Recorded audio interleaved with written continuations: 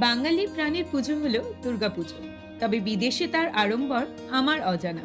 বিদেশের মাটিতে এই প্রথম আমি মায়ের পুজো দেখবার জন্য রওনা হয়েছি লন্ডনের পথে। নমস্কার, আমি ডোরিনা। আপনাদেরকে স্বাগত জানাই আমার পরিবার ডোরি স্টোরির একটি নতুন ভিডিওতে। আজ থেকে আগামী দুদিন আমরা ঘুরে দেখব লন্ডনে কয়েকটি দুর্গাপুজো আর শেয়ার করব আমার অভিজ্ঞতা। আসুন আমার সঙ্গে এই যাত্রার সঙ্গী হতে।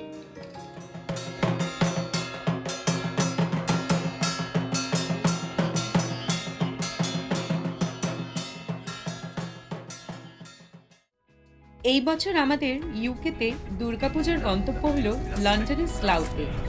যেহেতু আমরা লন্ডন থেকে একটু দূরে থাকি, তাই প্রথমেই আমরা ট্রেনে করে পৌঁছেছিলাম দি আইকনিক কিংস ক্রস স্টেশনে। বিশ্বের ব্যস্ততম স্টেশনগুলির মধ্যে এই স্টেশনটি হলো একটি। স্টেশনে পা রাখতেই বুঝলাম এই স্টেশনের আমেজটাই যেন আলাদা। মানুষের ভিড়ে চারিদিক মুখরিত তখন। বাইরে বেরোতেই দেখলাম বড় বড় ইমারত, কত লোক, লোকেদের কোলাহল, চারিদিকে কত ব্যস্ততা।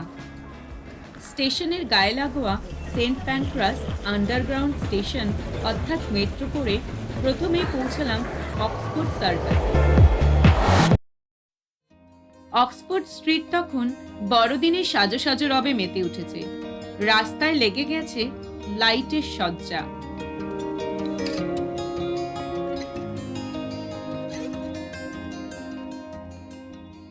এবার আমরা এখান থেকে আরও একটি আন্ডারগ্রাউন্ড করে রওনা হলাম আমাদের আজকের গন্তব্য স্লাউথে।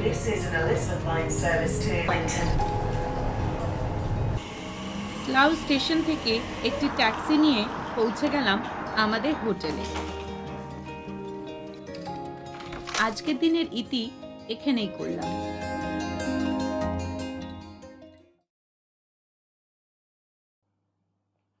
শুভ সকালের শুভেচ্ছা জানিয়ে শুরু করছি আমার দীর্ঘ প্রতীক্ষিত দিনটি। লন্ডনের অন্যান্য দিনগুলির তুলনায় আজকের দিনটা বেশ রোদ ঝলমলে। পৌঁছে গেলাম আমাদের প্রথম পূজা মণ্ডপ আড্ডাতে। এই প্রথম আমি মায়ের দর্শন করলাম। মন প্রাণ চোখ ভরে মাকে দেখলাম। চারিদিকে বাংলা ভাষায় সবাই কথা বলছেন। পণ্ডিত মশাইয়ের মন্ত্র উচ্চারণ, কাঁসর, ঘণ্টা, শঙ্খ, উলুধ্বনি, ঢাকের বাজনা, ধূপের গন্ধ সব মিলে মণ্ডপের মধ্যে সৃষ্টি হয়েছে এক অদ্ভুত পরিবেশ।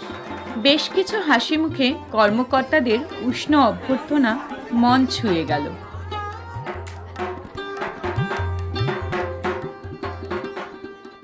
অষ্টমীর অঞ্জলির শেষে মণ্ডপের পাশের ফুড স্টলে বাঙালি খাবারের স্টলগুলি এক্সপ্লোর করলাম।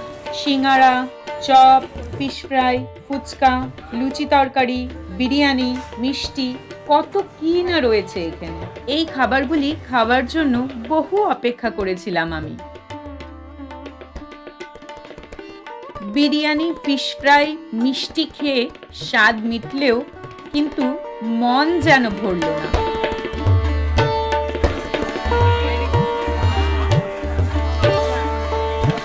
সব স্টলগুলির মধ্যে থেকে আমার শর্মিস কিচেনের খাবারের স্বাদ বেশ ভালো লেগেছে। মণ্ডপের ভেতরে বেশ কয়েকটি স্টলও বসেছিল। বাঙালির সাজগোজ, কেনাকাটা, ঠাকুর দর্শন সব মিলে পুজোর আমেজটা মন ভরিয়ে দিচ্ছে। এরপর আজকের দ্বিতীয় গন্তব্য এলিংয়ের দিকে রওনা হলাম। পথে ট্যাক্সি চালকের কাছ থেকে শহরের কিছু ইতিহাস শুনতে শুনতে স্টেশন পৌঁছে গেলাম।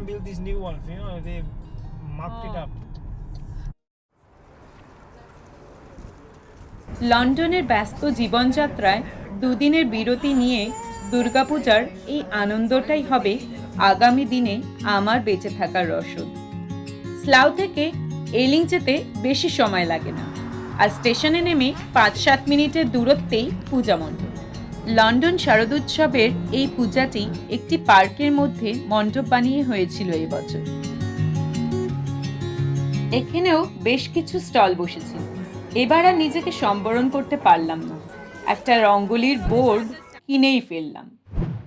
এই দুর্গা প্রতিমাটিও বেশ সুন্দর। সাদা সুন্দর মণ্ডপের মধ্যে দিয়ে দিনের শেষ আলোয় প্রতিমার মুখটা খুবই উজ্জ্বল লাগছে।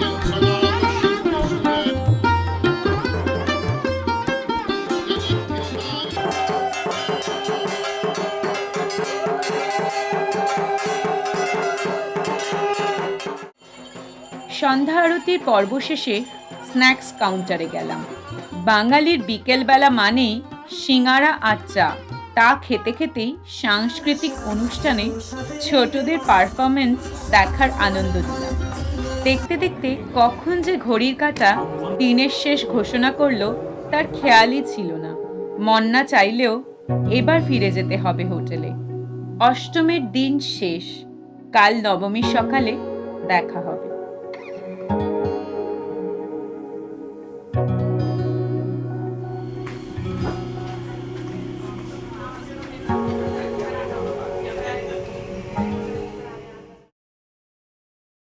নবমীর দিনে শুরু হলো হোটেলের কাছেই একটি ছোট্ট সাউথ ইন্ডিয়ান রেস্টুরেন্টে দারুণ ব্রেকফাস্ট দিয়ে।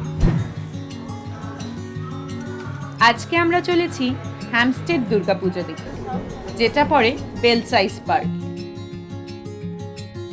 ইটালিয়ান আর্কিটেকচারের আদলে তৈরি করা একটি সুন্দর বিল্ডিংয়ে এই পূজাটি হয়।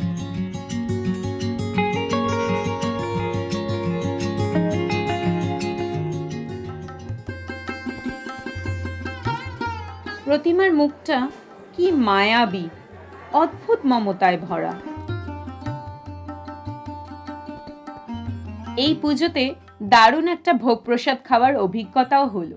পূজার পরিবেশটি এতই ভালো লাগলো যে আজকে পুরো সময়টি আমরা এই পূজায় কাটাবো বলে নিশ্চিত করলাম।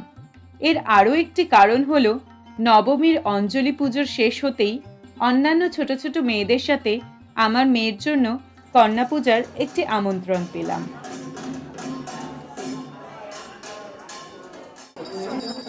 বিকেলের শুরুতেই খুব যত্ন করে কন্যা পূজা করলেন এক দিদি। এত সুন্দর অভিজ্ঞতার সাথে সাথে কিছু ছোট উপহার পেয়ে আমার কন্যার হাসি তখন আকর্ণ বিস্তৃত। সময় যেন আজ একটু তাড়াতাড়ি কেটে গেল। দেখতে দেখতে সন্ধ্যার সাংস্কৃতিক অনুষ্ঠানও দিনের ইতি টেনে দিল। আর এর সাথে শেষ হলো আমাদের লন্ডনের পুজো দেখা।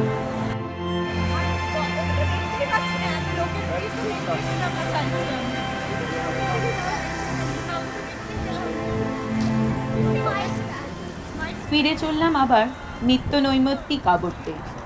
স্মৃতির খাতায় যুক্ত হলো অভিজ্ঞতার আরও একটি নতুন পৃষ্ঠা।